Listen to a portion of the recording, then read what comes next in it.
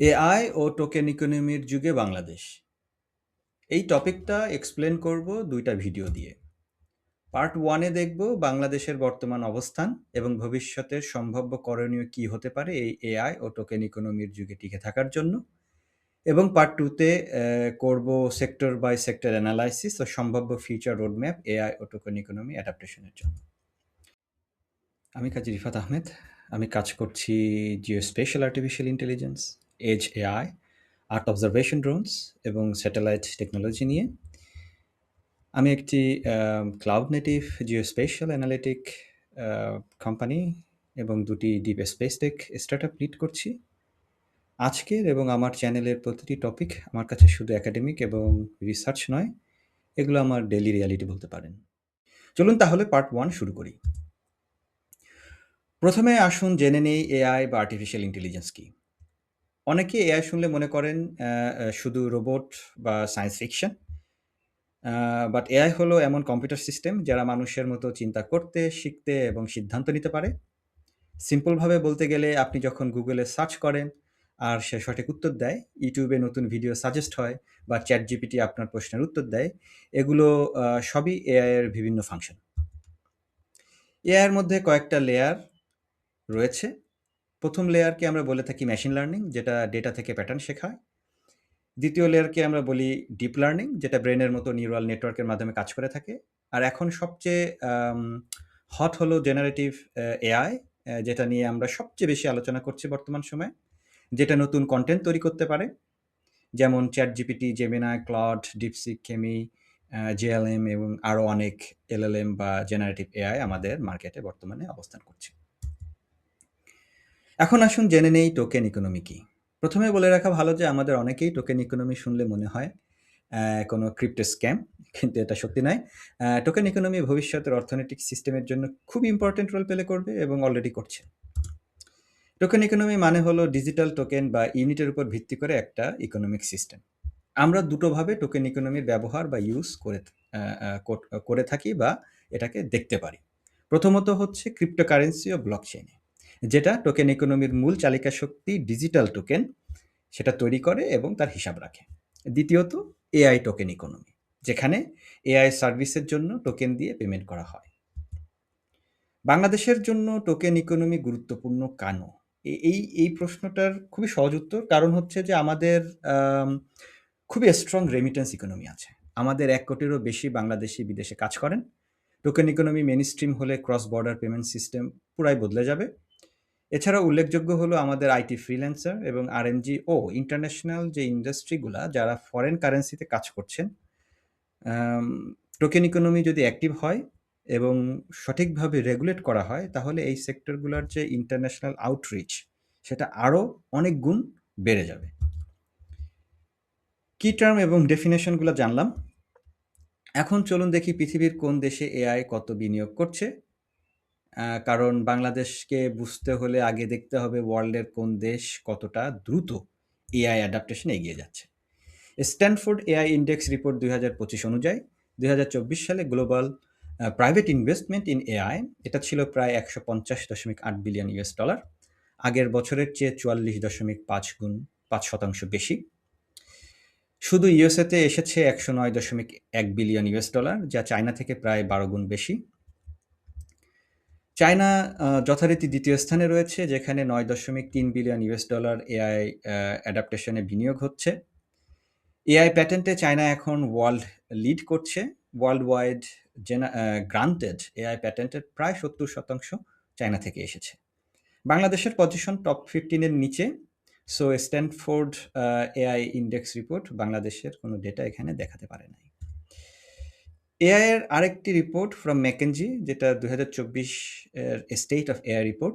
এই রিপোর্ট অনুযায়ী globally ৭১% organization এখন তাদের অন্তত একটা বিজনেস ফাংশনে generative AI regularly everyday use করছে।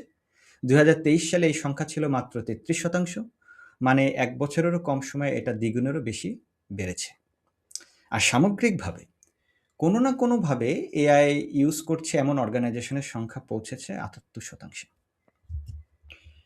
কিন্তু সবচেয়ে অ্যালার্মিং তথ্যটা হলো এআই শুধু বেশি এবং অটোমেশনের কাজ করছে না দ্রুততার সাথে, তার যে দ্রুত গতির, তার যে স্পিড, কাজ করার যে স্পিড বা অটোমেশনের যে স্পিড, সেটা প্রতি মাসেই দ্রুততর হচ্ছে এবং সেটা এক্সপোনেনশিয়ালি বৃদ্ধি পাচ্ছে। পিটার দিয়ামান্তিস, তিনি বিশ্বের অন্যতম বড় ফিচারিস্ট এবং এন্টারপ্রেনার, সম্প্রতি তার মেটা ট্রেন্ড রিপোর্টে লিখেছেন, অ্যান্থ্রোপিক, বলে রাখা ভালো যে অ্যান্থ্রোপিক ওয়ার্ল্ডের one of the biggest, most iconic generative AI company. তারা তাদের নিজস্ব ডেটা থেকে বলছে যে তাদের ৮০%-এরও বেশি কোড এখন সম্পূর্ণ এআই লিখছে এবং তাদের সফটওয়্যার ইঞ্জিনিয়াররা আগের চেয়ে ৮ গুণ বেশি কাজ করছে। এই রিপোর্টে আরও বলা হয়েছে যে এআই এখন সফটওয়্যার কোডিং টাস্কের প্রায় ৭৬% সফলভাবে করতে পারছে, যেটা ৬ মাস আগে ছিল মাত্র ২৬%। তার মানে ৬ মাসে ৫০% বৃদ্ধি পেয়েছে এআই এর সফটওয়্যার কোডিং স্কিল। এই যে ক্রমবর্ধমান বৃদ্ধি, এটা কোনো ইন্ডাস্ট্রিয়াল বা আইটি রেভলিউশনের মতো বছর বা যুগের পর যুগ টাইম নেয়নি। এটা ঘটছে প্রতি মাসে। আগের টেকনোলজিক্যাল ডিসরাপশনগুলো ওয়ার্কারদেরকে দশকের পর দশক দিয়েছিল অ্যাডাপ্টেশন করার জন্য। ইন্ডাস্ট্রিয়াল রেভলিউশন নিয়েছিল একটা পুরো জেনারেশন অ্যাডাপ্ট করার জন্য, এবং সর্বশেষ ইন্টারনেট যে রেভলিউশন ছিল, সেটাও আমাদেরকে দিয়েছিল ১৫ থেকে ২০ বছর অ্যাডাপ্টেশন করার জন্য। কিন্তু এআই আমাদেরকে দিচ্ছে মাত্র কয়েক মাস। সুতরাং আমাদের দ্রুত এআই অ্যাডাপ্ট করতে হবে, আর তা না করতে পারলে আমরা অনেক পিছিয়ে পড়ব। এখন চলুন দেখি বাংলাদেশের সাথে বিশ্বের এবং প্রতিবেশী দেশগুলার এআই অ্যাডাপ্টেশনের comparison. Oxford government AI readiness index ২০২৫, এই রিপোর্ট অনুযায়ী বিশ্বের সাথে বাংলাদেশের তুলনা করলে দেখা যায় ইউএস প্রথম, ইউকে দ্বিতীয়, ফ্রান্স তৃতীয়, জার্মানি পঞ্চম, স্পেন ১২তম, সুইজারল্যান্ড ৩৪তম এবং বাংলাদেশ ৭৪তম। এসব দেশের তুলনায় বাংলাদেশের ডিস্টেন্স অনেক বেশি। এশিয়ার সাথে তুলনা করলে দেখা যায় যে আমরা পাকিস্তান এবং শ্রীলঙ্কা থেকে এগিয়ে, পাকিস্তান ৭৮তম এবং শ্রীলঙ্কা ৮০তম, বাট আমরা India, China, Saudi Arabia, UAE, Turkiye, Qatar এসব দেশ থেকে অনেক পিছিয়ে। এই Oxford government AI readiness index ২০২৫ রিপোর্টে আরও যেটা উল্লেখযোগ্য সেটা হলো ইন্ডিয়াতে সরকার খুব রিসেন্টলি ১০,৩৭২ কোটি রুপির একটি এআই মিশন অ্যাপ্রুভ করেছে। ভিয়েতনামে ন্যাশনাল এআই স্ট্র্যাটেজি অ্যাডাপ্ট করেছে। মালয়েশিয়াতে গুগল, মাইক্রোসফটের মতো বড় বড় কোম্পানি তারা এখন ডেটা সেন্টার তৈরি করছে, কারণ মালয়েশিয়া তাদের এআই স্ট্র্যাটেজি এবং অ্যাডাপ্টেশন যে সেটা অ্যাক্টিভ করেছে। ইভেন আফ্রিকাতে রুয়ান্ডা, কেনিয়ার মতো দেশ তারা এআই হাব হিসাবে ওয়ার্ল্ডের এআই অ্যাডাপ্টেশন এবং টোকেন ইকোনমিতে তারা কিন্তু ইমার্জ করছে। এখন দেখি এআই রেডিনেস ইন্ডেক্স এবং ম্যাট্রিক্সে বাংলাদেশের progress. Oxford insight AI readiness index ২০২৩ রিপোর্টে বাংলাদেশের র্যাঙ্ক ছিল ১০৫ এবং সেটা ২০২৫-এ হয়েছে ৭৪। তার মানে আমরা ২ বছরে ৩১ ধাপ এগিয়েছি। খুবই ভালো সংবাদ। স্বাভাবিকভাবে আমরা রিয়েল প্রোগ্রেস করছি এবং গভর্নমেন্ট লেভেলে এআই অ্যাডাপ্টেশনে আমরা সারপ্রাইজিংলি ভালো করছি, যেটা কিনা পৃথিবীর অন্যান্য ডেভেলপ কান্ট্রি যেমন ইউকে, জার্মানি বলেন, সুইজারল্যান্ড বলেন, তাদের থেকে অনেক ভালো। কিন্তু যে দুর্বলতা এক্সিস্ট করছে সেগুলো হলো AI ecosystem, talent pipeline, research and development and diffusion. এই যে এআই এর যে রেডিনেস পিলার, এগুলাতে আমরা অনেক পিছিয়ে। আর এই পিলারগুলাকে কিভাবে স্ট্রং করা যায় স্ট্র্যাটেজিক ওয়েতে সেক্টর বাই সেক্টর এআই অ্যাডাপ্টেশনের মাধ্যমে, সেটাই হচ্ছে আমার এই ভিডিও পার্ট 1 এবং পার্ট 2 এর আলোচ্য বিষয়। চলুন এখন দেখি বাংলাদেশের ডিজিটাল ফাউন্ডেশন কোথায় এবং কি অবস্থায় আছে। প্রথমে বলে রাখবো একটি ভালো নিউজ, সেটা হলো যে এশিয়ান ডেভেলপমেন্ট ব্যাংক এবং ইউএনডিপির অ্যাসেসমেন্ট অনুযায়ী বাংলাদেশের ডিজিটাল ইকোনমি বাংলাদেশের টোটাল জিডিপিতে কন্ট্রিবিউট করেছে প্রায় $7.2 বিলিয়ন এবং আমাদের আইটি যে এক্সপোর্ট হচ্ছে সেটা ২০২৪-২৫-এ প্রায় $1.4 বিলিয়ন পৌঁছেছে। খুবই ভালো সংবাদ। আইসিটি মার্কেট সাইজ ২০২৫-এ প্রায় $8.8 বিলিয়ন বেশি হিসাব করা হচ্ছে। বাংলাদেশ গ্লোবাল ফ্রিল্যান্সিং মার্কেটে টপ 10 এর মধ্যে অবস্থান করছে। বাংলাদেশে আমাদের প্রায় ১৩৪ মিলিয়ন ইন্টারনেট সাবস্ক্রাইবার রয়েছে এবং প্রায় ১৯৪ মিলিয়ন মোবাইল ইউজার রয়েছেন এবং আমাদের প্রায় ৭০% পপুলেশন 4G নেটওয়ার্কের আওতায়। এগুলো বাংলাদেশের মানুষের অ্যাচিভমেন্ট এবং বাংলাদেশের বর্তমান ডিজিটাল ফাউন্ডেশন। এই ডিজিটাল ফাউন্ডেশনকে সামনের দিকে এগিয়ে নিয়ে যাওয়াটাই এখন আমাদের কাজ হওয়া উচিত বলে আমি মনে করি, যেটা আমাদের এআই অ্যাডাপ্টেশন মুভমেন্টের বেজ হতে পারে। এখন যে বিষয়টা সেটা হলো এআই অ্যাডাপ্টেশনের জন্য খুবই ইম্পর্টেন্ট এবং সেটি হলো যে বাংলাদেশ কি এআই ক্রিয়েটর হিসেবে মুভ করবে নাকি এআই কনজিউমার হিসেবে মুভ করবে? আমরা এআই স্পেসিফিক রিপোর্ট যদি দেখে থাকি, সেখানে দেখা যাবে যে বাংলাদেশে এআই রিসার্চ আউটপুট এখন অন্তত সীমিত বা মেইনস্ট্রিম রিসার্চ থেকে আমরা অনেক দূরে। আমাদের ইউনিভার্সিটিগুলোতে ওয়ার্ল্ড ক্লাস এআই রিসার্চার তৈরি হচ্ছে না। আমরা যেটা করছি সেটা হলো ব্রেইন ড্রেন। আমাদের অনেক মেধাবী student proper research facility, funding, scope এবং পলিসি লেভেলের যে কমপ্লিসিটি এবং দুর্বলতা তার জন্য কিন্তু বিদেশে চলে যাচ্ছে। এআই অ্যাডাপ্টেশনের জন্য আমাদের কোনো জিপি ইনফ্রাস্ট্রাকচার নেই, নেই কোনো বাংলা এআই ডেটা সেট এবং আমাদের প্রাইভেট এবং পাবলিক সেক্টরে এআই অ্যাডাপ্টেশন প্রায় সীমিত এবং খুবই fragmented, not pure strategic way they are doing, যেটার জন্য আমাদের ভার্নাবিলিটি কিন্তু বেড়ে যাচ্ছে। তার মানে হচ্ছে যে আমরা এআইটাকে ইউজ করছি অ্যাজ এ ইউজার হিসেবে, নট অ্যাজ এ ক্রিয়েটর। তার মানে আমরা হচ্ছে কনজিউমার, আমরা ক্রিয়েটর নই।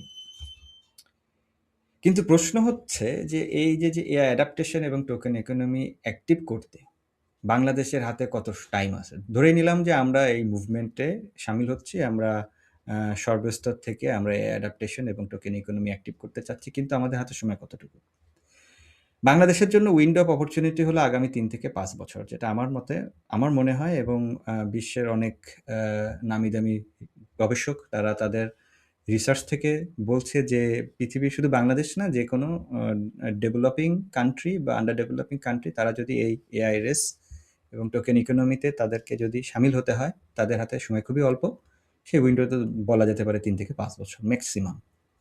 এই সময়ের মধ্যে nation wide AI foundation establish না করলে টেকনোলজিক্যাল, ইকোনমিক এবং ওভারঅল যে ডেভেলপমেন্টের যে গ্যাপ, সেটা এতটাই বড় হয়ে যাবে যে পরে আর সেটা ক্যাচ আপ করা আমাদের পক্ষে অনেক কঠিন হবে, অথবা আমরা ক্যাচ আপ করতে নাও পারি বা আমাদের সম্ভাবনা নাও থাকতে পারে। সবচেয়ে খারাপ আউটকাম যেটা হবে সেটা হলো আমরা আমাদের 60% ইয়থ জেনারেশন, যেটা খুবই ইম্পর্টেন্ট, এই 60% এডুকেটেড, হাইলি এডুকেটেড ইয়াং জেনারেশনকে যদি আমরা ভবিষ্যতে বলি যে সব ঠিক হয়ে যাবে, কোনো টেনশন করো না, বাট তারা যখন তাদের ডিগ্রি পাবে এবং ডিগ্রি পাওয়ার পর তারা যখন মার্কেটে আসবে, তখন তারা দেখবে যে তাদের সেই প্ল্যান্ড যে জব তারা নিয়েছিল বা ডিগ্রি স্টার্ট করার সময় তারা যে প্ল্যান করেছিল যে আফটার মাই গ্রাজুয়েশন আমি এই জবটা করব, সেই জবটা সেই মার্কেটে থাকছে না। এবং তারা নিজেরা যখন আবিষ্কার করবে যে আজকের এআই এবং টোকেন ইকোনমিতে তাদের আর কোনো জায়গা নেই, তাদের এডুকেশন থেকে, তারা ডিগ্রি থেকে যেই জিনিসটা শিখলো বা যে ডিগ্রিটা নিল, সেই ডিগ্রি দিয়ে তাদের আর সেই কারিকুলাম, সেই মার্কেটটা তাদেরকে অ্যাকসেপ্ট করছে না। সেটা হবে এআই রেভলিউশনের খুবই ভয়ঙ্কর একটা রেসিপি। কিন্তু চিন্তা করে দেখেন, যদি আমরা এই বিশাল এডুকেটেড ইয়থ জনশক্তিকে আগামী ৩ থেকে ৫ বছরের ভিতরে এআই রেডি করতে পারি, সেটা হবে আমাদের এআই অ্যাডাপ্টেশন এবং টোকেন ইকোনমিতে টিকে থাকার জন্য সবচেয়ে গুরুত্বপূর্ণ এবং সবচেয়ে ভ্যালুয়েবল পিলার। এখন একটা বিষয় নিয়ে কথা বলবো, যেটা অনেকে বলছেন না বা বলা উচিত বলে মনে করছেন না, সেটা বলা খুবই দরকার। পিটার দিয়ামান্দিস এগেইন তার মুনশট মেটা ট্রেন্ড রিপোর্টে বলছে যে ইতিহাসের যত বিপ্লব হয়েছিল, যত বিপ্লবে লিড করেছে, সেই সব ম্যাক্সিমাম বিপ্লবে লিড করেছে কিন্তু একই ধরনের ডেমোগ্রাফিক, সেটা ছিল এডুকেটেড ইয়াং জেনারেশন বা ইয়াং পপুলেশন, যারা জানে তারা কি মিসিং করছে কিন্তু সেটা পাওয়ার রাস্তা তাদের হাতে নেই। একাডেমিকরা এটাকে বলে থাকে নিয়ত বলস থিওরি, এবং রিসার্চ বলছে যে ৮০% সিভিল কনফ্লিক্ট হয়েছে এমন দেশে যেখানে ৬০%-এর বেশি জনগণ ছিল ৩০ বছরের নিচে। এখন বাংলাদেশে এই সংখ্যাটা কত? চিন্তার বিষয় হলো আমাদের প্রায় ৬০%-এর বেশি জনগণ কিন্তু ৩০ বছরের নিচে এবং তারা এডুকেটেড গ্রাজুয়েট। তার মানে বর্তমানে আমরা সেই থ্রেশহোল্ডের ঠিক উপরে অবস্থান করছি, যেটা কিনা ইয়ুথ বলস থিওরিকে মেনে একটা রেভলিউশনের ট্রিগার করতে পারে, যেটাকে আমরা বলছি যে এআই রেভলিউশন। এখন আসি সবচেয়ে ইম্পর্টেন্ট প্রশ্নে, বাংলাদেশ এই এআই এবং টোকেন ইকোনমিতে কি করবে? আমাদের আসলে কি করণীয়? হ্যাঁ, আমরা যদি এটাকে অ্যাডাপ্ট করতে চাই বা এটাকে যদি ইনিশিয়েট করতে চাই, আমাদের কি করণীয়? আর এই প্রশ্নটা শুধু আমি সরকারকে করছি না, আমি করছি আমাদের সবার কাছে। কারণ এআই স্ট্র্যাটেজি শুধু গভর্নমেন্টের কাজ নয়, এটা একটা ন্যাশনাল মুভমেন্ট হতে হবে, যেটা বিশ্বের অনেক উন্নত দেশ ইতিমধ্যে শুরু করেছে। এখন যে গভর্নমেন্ট আছে এবং ভবিষ্যতে যে গভর্নমেন্ট আসবে, তাদের কাছে আমার, আপনার, আমাদের সবার দাবি হওয়া উচিত কিছু স্পেসিফিক জিনিস। আমার মতে ১ম দাবি এরকম হতে পারে যে, এখনই একটা physical, well funded, operational central AI research centre তৈরি করতে হবে। শুধু পলিসি এবং প্ল্যানিং ডকুমেন্ট দিয়ে কিছু অ্যাচিভ হবে না এবং অ্যাচিভ করা সম্ভব নয়। ২য় দাবি এরকম হতে পারে, আমাদের একটা বাংলা এআই ডেটা সেট তৈরি করতে হবে। বাংলা ভাষায় এআই শেখানোর জন্য ম্যাসিভ বাংলা ডেটা সেট খুবই দরকার। এটা ন্যাশনাল রেসপন্সিবিলিটি হতে হবে। প্রায় ১৭ কোটি বাংলা ভাষাভাষীর জন্য এআই যদি বাংলা না বোঝে, সেটা একটা বিশাল এক্সক্লুশন হবে আমাদের এআই অ্যাডাপ্টেশনের জন্য। ৩য় দাবি হতে পারে যে, আমাদের এআই ইউজেস ইথিক্স এবং ডেটা প্রোটেকশন অ্যাক্ট এখনই পাস করতে হবে। এই ল ছাড়া কোনো বড় টেক কোম্পানি বাংলাদেশে ইনভেস্ট করবে না। তার মানে হলো, বাংলাদেশ একটা বিশাল অঙ্কের ফরেন ইনভেস্টমেন্ট হারাবে। এই যে গ্লোবাল যে ডিস্ট্রিবিউশন, আমরা যেটাকে, এটা আরেকটা টার্ম, গ্লোবাল এআই ইকোনমির যে ডিস্ট্রিবিউশন হচ্ছে, সেই ডিস্ট্রিবিউশনে একটা huge amount of foreign investment Bangladesh কিন্তু হারাবে। যেটা আমাদের প্রতিবেশী দেশ যেমন মালয়েশিয়া, ইন্দোনেশিয়া, ভিয়েতনাম অলরেডি করছে এবং তারা কিন্তু সেই ইন্টারন্যাশনাল যে যে ফরেন ইনভেস্টমেন্ট, তারা কিন্তু সেটা ক্যাচ করছে এবং সফলতার সাথে ক্যাচ করছে। ৪র্থ দাবি হতে পারে যে, জব ডিসপ্লেসমেন্টের জন্য একটা ন্যাশনাল সেফটি নেট তৈরি করতে হবে। যেমন আরএমজি ওয়ার্কার যাদের জব চলে যাচ্ছে এবং যাবে এআই অটোমেশনে, এবং আইটি ফ্রিল্যান্সার যারা, যাদের কাজ এআই অলরেডি নিয়েছে এবং নিচ্ছে এবং নিবে, তাদের জন্য reskilling in AI related task fund initiate করতে হবে। যাতে করে আমাদের বিশাল সংখ্যক কর্মজীবী যারা এআই অটোমেশনের জন্য জব হারাবে, তারা দ্রুততার সাথে এআই জব মার্কেটে ঢুকতে পারবে। এতে করে আমরা ফিউচারের যে সোশ্যাল আনরেস্ট, ইনস্টেবিলিটি এবং ইকোনমিক ইনসিকিউরিটি, সেটা কিন্তু আমরা ট্যাকেল করতে পারবো। ৫ম দাবি হতে পারে, ক্রিপ্টো এবং টোকেন বা ক্রিপ্টো বা টোকেন, যেভাবে আমরা ব্যাখ্যা করি না কেন, আমরা বলে থাকি না কেন, এইটার একটা রেগুলেটরি ফ্রেমওয়ার্ক তৈরি করতে হবে। এটাকে ব্যান না, এটাকে নিষেধাজ্ঞা না, এটাকে একটা রেগুলেটরি ফ্রেমওয়ার্কের ভিতরে নিয়ে আসতে হবে এবং একটা ন্যাশনাল অ্যাক্ট এটার জন্য তৈরি করতে হবে। এতে করে শুধু টোকেন ইকোনমি অ্যাক্টিভেট হবে না, এতে করে lakh lakh educated fresh graduate তারা নতুন অপরচুনিটি পাবে, যেটা তাদেরকে ইন্টারন্যাশনাল ডিজিটাল মার্কেটে অনুপ্রবেশ করতে সাহায্য করবে এবং বাংলাদেশ এআই অ্যাডাপ্টেশনে এগিয়ে যাবে। এটা শুধু ইন্ডিভিজুয়াল ফ্রেশ গ্রাজুয়েটের জন্য বলছি না, এটা ইভেন আমাদের যে ইন্টারন্যাশনাল যে কোম্পানি, যারা ইন্টারন্যাশনালি ইনভেস্ট করছে এবং আউটরিচ করছে, তাদের ক্ষেত্রে এটা প্রযোজ্য। কিন্তু আমি যেটা বলব যে, এটা শুধুমাত্র সরকারের উপরে চাপিয়ে দিলেই হবে না বা সরকারের অপেক্ষায় থাকলে হবে না। এটা আমাদেরকেও এগিয়ে আসতে হবে। তার মানে সিভিল সোসাইটিরও অনেক দায়িত্ব আছে আমাদের এই এআই অ্যাডাপ্টেশনের জন্য। আমাদের যেমন ধরেন যে, আমাদের যে ইউনিভার্সিটিগুলো আছে, তাদেরকে তাদের নিজস্ব ইনিশিয়েটিভ থেকে তাদের যে এক্সিস্টিং কারিকুলাম বা বর্তমান যে কারিকুলাম, সেটাকে আপডেট করতে হবে, পরিবর্তন করতে হবে, যাতে করে তারা এআই মুভমেন্ট এবং এআই ডেভেলপমেন্ট এবং এআই ইকোনমির সাথে তারা সামঞ্জস্যতা বজায় রাখতে পারে। এবং সেক্ষেত্রে শুধু ইউনিভার্সিটি না, আমি বলব যে কলেজ এবং স্কুলের যে কারিকুলাম, সেগুলো বদলাতে হবে। পৃথিবীতে এখন অনেক ডেভেলপড কান্ট্রি অলরেডি তারা এগুলো অ্যাডাপ্ট করছে। সো আমাদের হাতে অনেক ধরনের এক্সাম্পল রয়েছে, ভালো ভালো এক্সাম্পল রয়েছে, আমরা সেগুলো ফলো করতে পারি। ফলো করে সেটা আমাদের সাথে, আমাদের যে সিস্টেম, আমাদের যে চাহিদা, আমাদের যে নিড, আমাদের যে ক্যাপাবিলিটি, তাদের সাথে আমরা অ্যাডাপ্ট করে, একটা মিক্সড করে আমরা একটা নিজস্ব একটা কারিকুলাম কিন্তু আমরা তৈরি করতে পারি এবং এটা এডুকেশন বোর্ডকে কিন্তু জাতীয়ভাবে এটা ইনিশিয়েট করা উচিত বলে আমি মনে করি। এবং আমাদের যত স্টার্টআপগুলো রয়েছে আইটি সেক্টরে বা বলেন যে টেকনিক্যাল সেক্টরে যত স্টার্টআপ রয়েছে, তাদেরকে ইনিশিয়েট নিতে হবে যে they need to innovate AI use cases and services, যেটা ইন্টারন্যাশনাল এআই মার্কেটে কম্পিট করতে পারবে। আমাদের এমন কিছু চিন্তা করতে হবে, আমাদের এমন কিছু AI use case, business idea বের করতে হবে, ইনোভেটিভ এআই ইউজ কেস বের করতে হবে, যেটা কিনা শুধুমাত্র বাংলাদেশ নয়, টার্গেট থাকবে যে আমরা ইন্টারন্যাশনাল মার্কেটেও যাব। কারণ এখন দেখবেন যে প্রতিটা দেশেই এআই এর ইউজ কেস দ্বিগুণ হারে বৃদ্ধি পাচ্ছে প্রতি সপ্তাহে। তো আপনি যদি চিন্তা করেন যে আমি শুধুমাত্র বাংলাদেশে ব্যবসা করব বা বাংলাদেশ কেন্দ্রিক থাকবে, সেটা আমার মতে একটা ভুল সিদ্ধান্ত হবে। কারণ AI is not self bounded by a country boundary. AI is global. আপনাকে গ্লোবালি চিন্তা করতে হবে। তো সুতরাং বাংলাদেশের প্রচণ্ড পরিমাণে অপরচুনিটি রয়েছে, প্রচণ্ড পরিমাণে আমাদের আ আ রিসোর্স রয়েছে, সেগুলোকে আমাদের ইউটিলাইজ করতে হবে এবং চিন্তা করতে হবে যে শুধুমাত্র আমাদের বাংলাদেশ না, আমরা গ্লোবাল মার্কেটটাকে রিচ করব। হুম? এবং সাথে আমাদের ইন্ডিভিজুয়ালদেরকেও বা আমাদের ইন্ডিভিজুয়ালি আমাদেরকে নিজেদের ইনিশিয়েটিভ থেকে আমাদের এআই অ্যাডাপ্টেশন এর দিকে মুভ করতে হবে। এআই কে শিখতে হবে, জানতে হবে এবং আমাদের শুধু নিজে না, পরিবারকেও জানাইতে হবে যে এআই কি এবং এআই কিভাবে আমরা ব্যবহার করতে পারি এবং এখান থেকে কিভাবে আমরা উপকৃত হতে পারি, এবং আমাদেরকে এও জানতে হবে যে কোনটা খারাপ, কোনটা ভালো এআই এর যে মুভমেন্ট সেটা থেকে।